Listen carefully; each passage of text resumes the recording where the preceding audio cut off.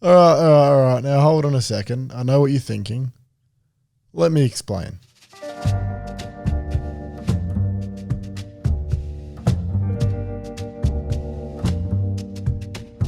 So I started photography 8 years ago, back when I was 15 years old, and I loved it. I used to just go out after school, purely just be in the street photography moment. A couple of years after that, I decided to start this YouTube channel, which has been awesome. We've been able to build this big community, host photo walks, and just get the photography community going.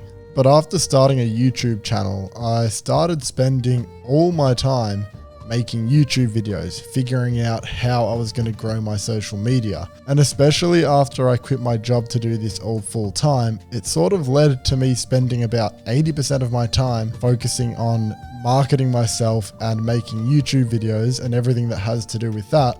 And only 20% of my time was actually taking photos. So it sort of ended up with me not really even enjoying making YouTube videos anymore, because I felt like I've lost myself as an artist and as a photographer. So what does any of this have to do with me buying a Nikon in 2023?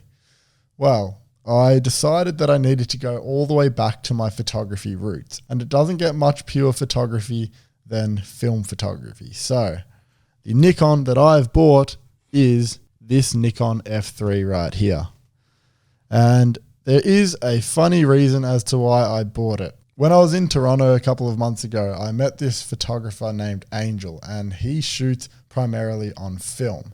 And he sort of changed my whole perspective about film photography. We're out one night shooting this RWB Porsche, which if you don't know what that is, it's this Porsche, but there's this Japanese guy who flies out, does this insane like $100,000 body kit, and it just looks amazing. It's a masterpiece. And on the shoot, I was walking around with my Sony and my 35mm, just snapping shots here and there, going up, like running around everywhere chaotically. And I looked over and I saw Angel, and he was setting up his film camera. I think it was a medium format one. It was huge. And he was spending about 10 minutes just composing and setting up his first shot. And I never really saw anyone do that before, because I'd mainly been hanging around with digital photographers.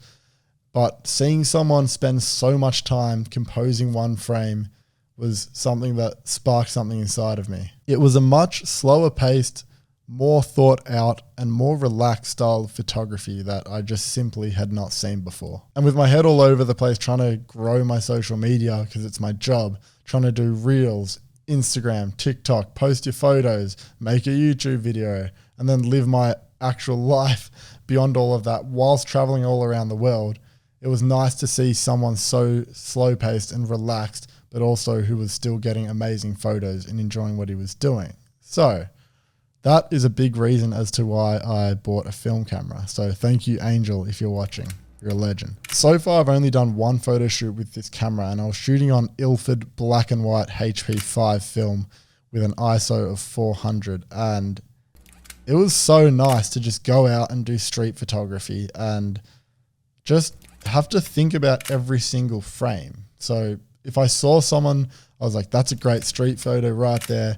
Instead of with my Sony just quickly going, taking the photo, I had to manually focus it, change my settings, and a lot more time was put into that frame. And I think it shows in the photos. It really makes you think about every single frame as well, because you have to buy film and pay for it, and you can physically feel the money draining out of your bank account every time you press the shutter. So you're not going to be as chaotic with your shooting as if you were shooting on a digital camera. Also, there's nothing more also, the feeling of advancing to the next frame is orgasmic. Like, listen to this ASMR. So you take a photo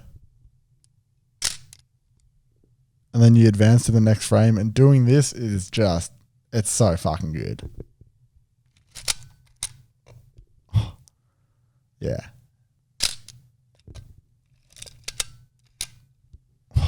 Does not get much better than that.